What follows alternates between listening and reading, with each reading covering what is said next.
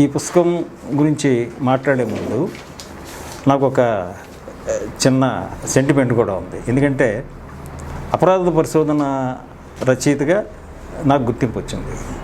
అప్పటి నుంచి మేము క్రైము, పనిష్మెంటు ఈ రెండింటి మీద ఎక్కువ కథలు రాస్తుంటాం. నేను, మా సోదర మిత్రుడు అబ్దుల్లా గారు, ఇంకా చాలామంది ఉన్నారు అపరాధ పరిశోధనకి రాసిన రచయితలు.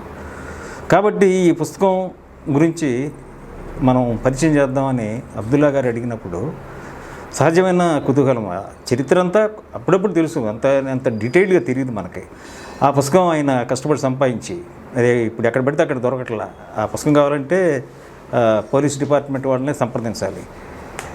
తెలిసినాక ఆ పుస్తకం చదవటం అనేది ఇటీవల మళ్ళీ కొన్ని 30-40 ఏళ్ళ తర్వాత నాకు తటస్థపడటం జరిగింది.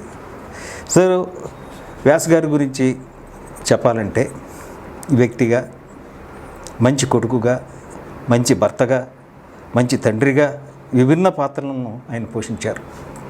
ముఖ్యంగా ఐపీఎస్గా అతను తనదైన ముద్రను ఏర్పరచుకున్నారు. ఇప్పుడు వ్యాస్ మన ముందు లేరు, ఆయన జీవితం ఉంది. అలాగే ఇప్పటికీ ఎందరికో ప్రేరణగా వ్యాస్ గారి కృషి ఉంది. అందుకే ఆయనకి మరణం లేదు. ఈ రోజుకి కూడా వ్యాస్ గారి గురించి రకరకాల కథనాలు జనం ముందుకు వస్తుంటాయి.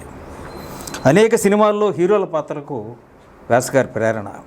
ఓ సిన్సియర్ పోలీస్ ఆఫీసర్ తలుచుకుంటే ఏం చేయగలడో ఆయన ఉద్యోగ జీవితం నిరూపించింది. సహజంగా పోలీసులకు ప్రజలకు మధ్య ఓ అంతరం ఉంటుంది. పోలీసులు అంటే ప్రజలు భయపడుతుంటారు. ఎక్కువ మంది విషయంలో పోలీసుల వల్ల నేరస్తుల కంటే సామాన్య ప్రజలు ఇబ్బంది పడుతుంటారు.